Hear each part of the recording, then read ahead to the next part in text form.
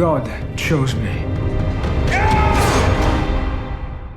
Welcome back to your nerdy show. I'm your host, Spoiler Master, and today we're diving into one of the most emotionally charged and politically explosive episodes of House of David so far. Season 2, Episode 7, the penultimate episode, finally gives us the royal wedding fans have been waiting for. But it also tears apart families, exposes betrayals, and sets the stage for a bloody finale. Let's unpack everything. The wedding, the schemes, the heartbreak, and that shocking ending when Saul turns his spear on David. You killed the wrong son of Judah. Think of it, Father. He slayed...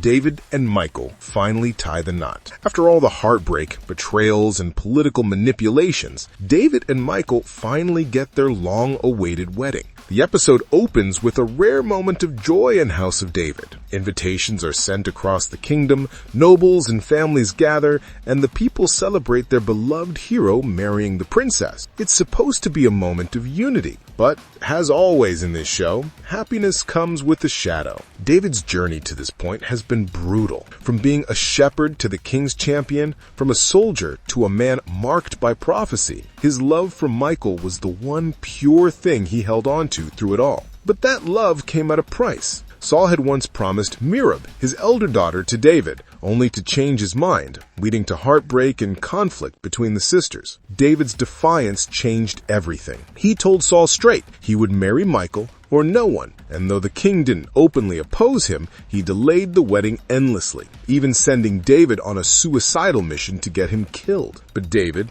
as always, came back victorious. And now, as he returns a hero once again, Saul finally has no choice but to allow the wedding to proceed. Before the ceremony, the show takes a beautifully tender turn. Both David and Mychal are seen performing sacred purification rituals, dipping in the mikvah pool and praying for blessings. There's a peace to these scenes that makes what follows even more devastating. Mychal, meanwhile, reaches out to Merab, her estranged sister. Her mother's Ahinanim's banishment still haunts them both, and Mychal tries to heal that wound. Merab initially refuses, still bitter and heartbroken, but ultimately softens when she realizes what's about to happen. In a touching scene, Merab visits Mychal before the wedding and gives her a ring, the same one their mother had once given her when she was supposed to marry David. It's more than jewelry. It's a symbol of forgiveness, sisterhood, and the emotional scars this family carries. Merab's promise to stand in for their mother shows how much she's changed,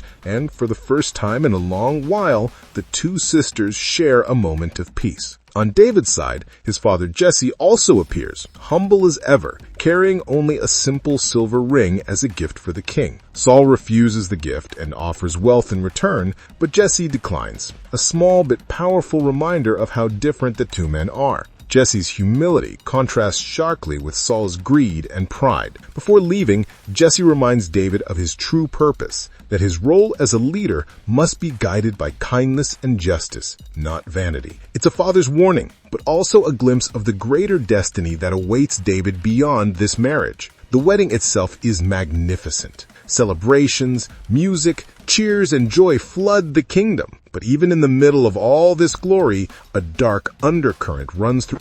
Adriel, still scheming, approaches David and tries once more to manipulate him, reminding him that his life was spared because of him. But David has had enough. He tells Adriel he owes him nothing and no longer fears what will happen if the truth that he's the Anointed One comes out. That defiance lights a fuse that will explode before the episode ends. You with his music, married your daughter, and yet he never told you the truth.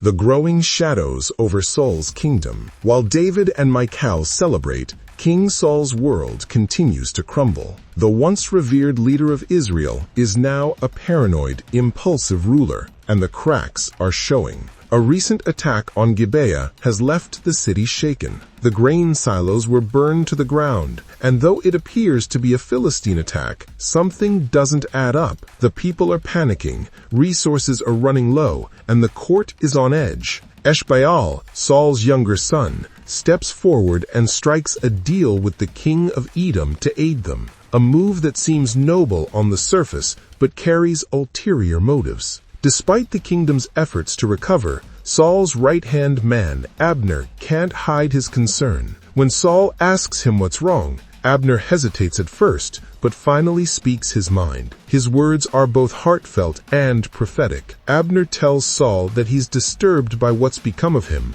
especially the way he treated Ahinoam. Saul publicly humiliated and banished his queen, dragging her out of the castle before his subjects. Abner reminds him that no matter her faults, Ahinoam is still the queen of Israel and deserved dignity. Abner also calls out Saul's recent behavior, particularly his decision to take the maid Kozia as a concubine. The act itself isn't unusual for a king, but Abner points out what it represents: a loss of moral direction. Saul's choices aren't guided by wisdom anymore, only by pride and lust. It's a striking conversation because Abner's words echo the voice of the audience. We've watched Saul's slow descent into paranoia all season long, and now even his oldest allies can see it. Jonathan, Saul's son, also confronts his father about banishing the queen, trying to appeal to his conscience. But Saul, blinded by his ego, refuses to listen. The kingdom's moral decay is becoming visible to everyone, and Saul's inability to see it only accelerates his fall. The alliance of peace between us and Edom is fragile. Sarah's secret and Jonathan's hope. Amidst all the chaos, there's one small light of hope: Sarah's pregnancy. Before the wedding, she surprises Jonathan during training, telling him she's expecting a child. It's a quiet, intimate moment, something rare in House of David, and it's beautifully played. But this isn't just a happy revelation. It's also a secret that could change everything. Sarah knows the truth about David's anointing and fears the civil war that could erupt when Saul learns it. Her unborn child, as Jonathan's heir, could easily become a pawn in that conflict. So she makes a decision to keep the pregnancy hidden for as long as possible. Jonathan agrees, vowing to protect her and their child. In a heartfelt moment, he dreams aloud about teaching his son to ride horses and wield a sword, imagining a peaceful life away from the palace and all its corruption. But in House of David, peace is always temporary. This secret, Jonathan's unborn heir, will likely play a crucial role in the coming episodes. Did he choose you? Did he? Dinah's investigation and tragic end. While everyone else celebrates, Dinah's storyline takes a darker turn.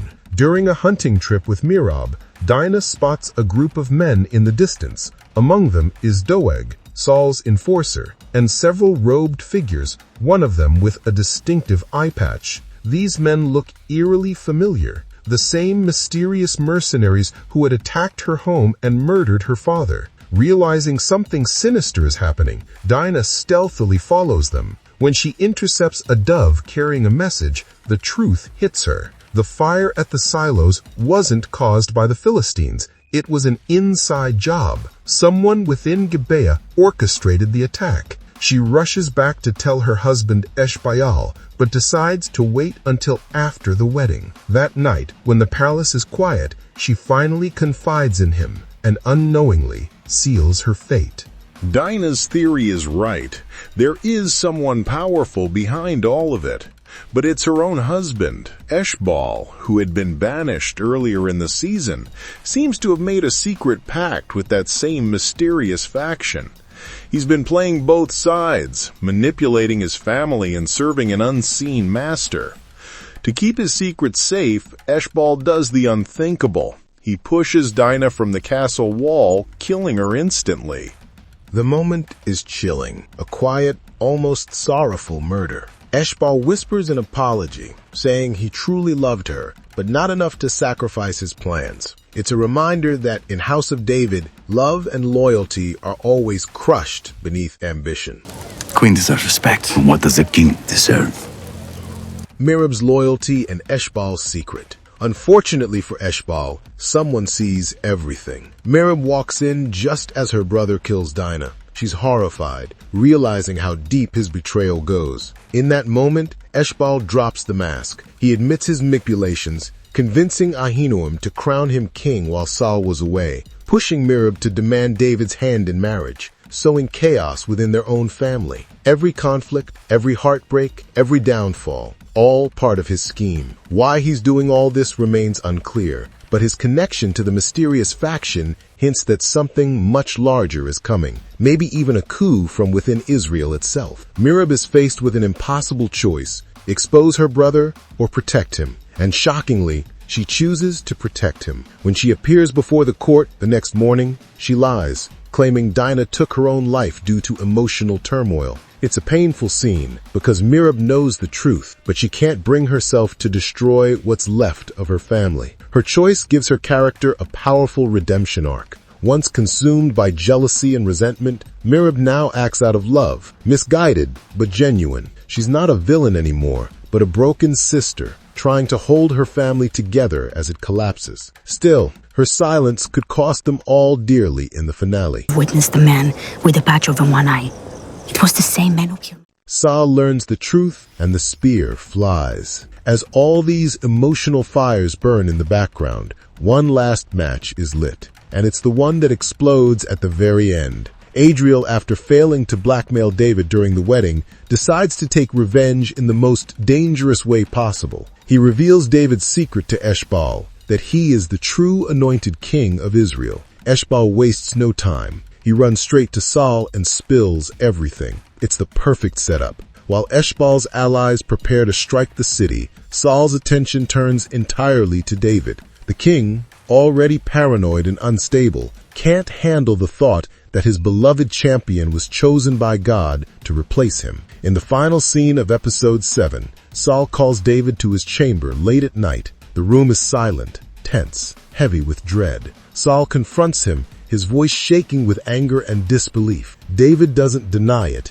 He simply says the words that seal his fate, that he wasn't anointed by Samuel, but by God himself. It's the ultimate insult to Saul's authority, and the king snaps. In a fit of rage, he grabs his spear and hurls it at David. The episode ends right there, the weapon flying through the air, as we're left wondering if David survives and how this act will ignite the final war between Saul and the man destined to replace him. David is not at all who he says he is. Our nerdy thoughts. Episode 7 of House of David delivers everything a penultimate episode should: love, tragedy, revelation, and betrayal. The royal wedding might be the emotional center, but it's surrounded by deceit, murder, and divine destiny colliding head-on. David and Mychal's union marks a moment of triumph, but it's overshadowed by the crumbling kingdom around them. Saul's paranoia is reaching its peak, Abner's loyalty is being tested, Merab's heart is breaking, and Eshbaal's ambitions are spiraling into darkness. And that spear at the end, it's not just an attack, it's a declaration of war. The finale is bound to be explosive. The question now is, who will fall first? The king, his house, or the man chosen by God himself? No, what the heck, I'll laugh anyway.